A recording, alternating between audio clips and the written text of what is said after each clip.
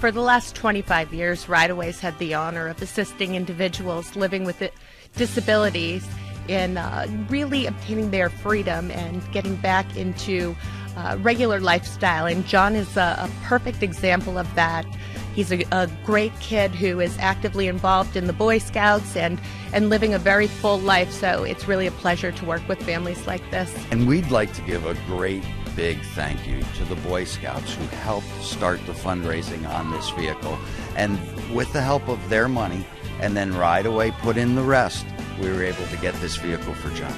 Right. Boy Scouts of America did a great job with their fundraiser and assisting the family, raising about $5,000 towards this amazing van that'll really make an impact on this family. And now we're just moments away from giving the Dilgens their new van. Very exciting.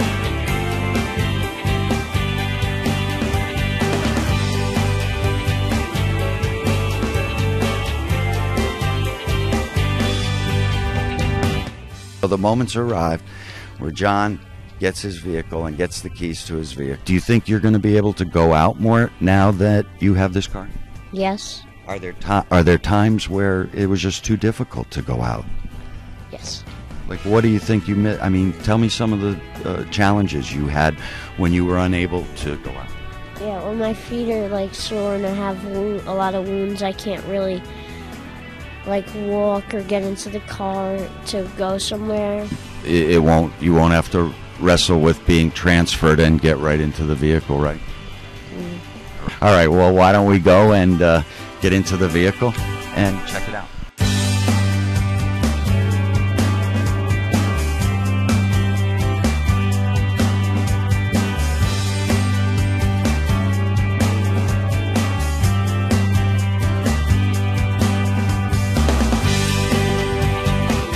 What do you think? So this is what we're going to be able to do, is tie down the wheelchair so that you're as safe as if you were sitting in one of the car seats, and you got your video screen.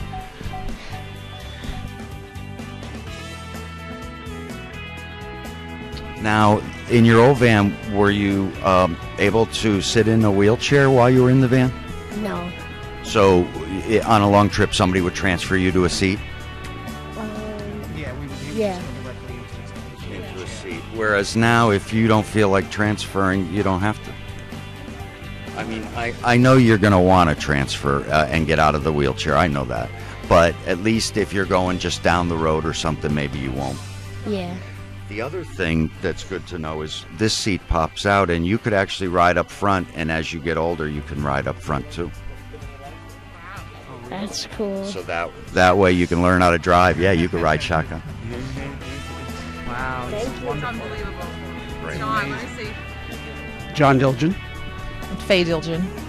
Tell me a little bit about what this means for you guys in daily life and how it's going to help. Just think overall, his independence, you know, as he said earlier, when he has the wounds where he can't walk, he just can't even get to school, where he's kind of trapped often in the house. And I think this allows him more freedom. Yeah. Like that. Well, it's apparent to me, too, that he likes to get out of the wheelchair once he gets out. Right. What's different about this disease is that it varies from day to day and week to week, depending on how bad his wounds are. They're like second-degree burns, mostly on his feet. And so if there's no skin on his feet and it's too painful, he can't get out of the house, and then we can't carry him out, so he's trapped.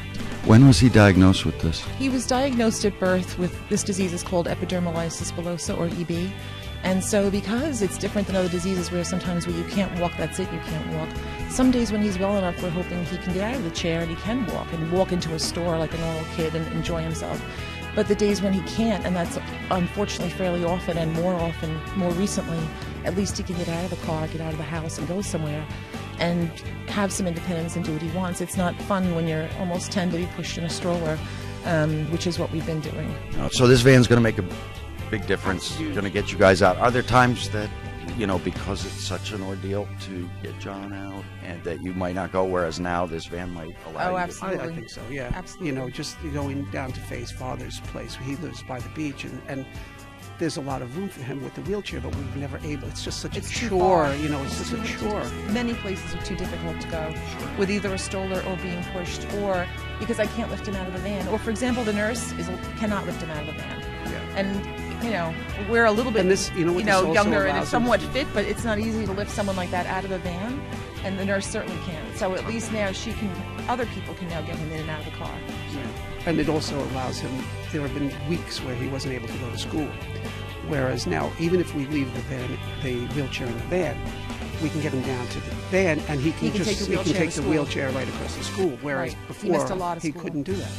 Joe, I know in our business there's a substantial intake process with clients so that we can make sure that we get them the right van and know exactly if they're going to fit, is it going to fit their needs. Talk a little bit about what you went through to make sure that this vehicle is appropriate. Sure. When I first was presented with this opportunity to help out the family for Ride Away, I immediately scheduled a meeting to go down and meet with John and his father. And I took a sample van that, through the many conversations we had and followed the Ride Away intake form, which is, you know, such a well done document. It does the job for you as long as you follow it. And so I had a pretty good idea of what might be the correct solution for them. And I took a sample van to their house. Obviously, they have trouble transporting, moving around with John. So, you know, I went to their house in Staten Island and showed a van and tried to get him in, and I got a much better idea of what would actually work. You know that we also have to consider lifestyle and many other issues. The original thought from the scouts and the family was that they needed a full-size van. So when I saw their neighborhood and saw that they were in Staten Island, you know the garage ability of a full-size van. It's very, very poor. It doesn't happen. You can't get in any underground parking. So they're in a very urban atmosphere. So that's another consideration that we've been taught to look after. So I took a minivan that I thought might, the second time, was able to get him in this particular make and model because it is a little larger than many, and added a seat. I was particularly touched at one point. John whispered something to his father and appeared a little disappointed. And his father was extremely polite and said, "Don't worry about it, it means nothing." I pursued the issue because, I mean, John is cute as the dickens, and he's got such a great attitude in what he's gone through. So I got his dad to confess that John was a little disappointed that the van didn't have a DVD player in it. So I dug a little deeper, and you know, Ride Away has over 350 vehicles, you know, in stock at any one time, and I ground until I found the correct size with the right attachments and conversion that he needed, his family and he needed, and with a DVD player in it. And that was particularly gratifying. And I could see the look on his face this morning when he saw that. It was worth every bit of effort.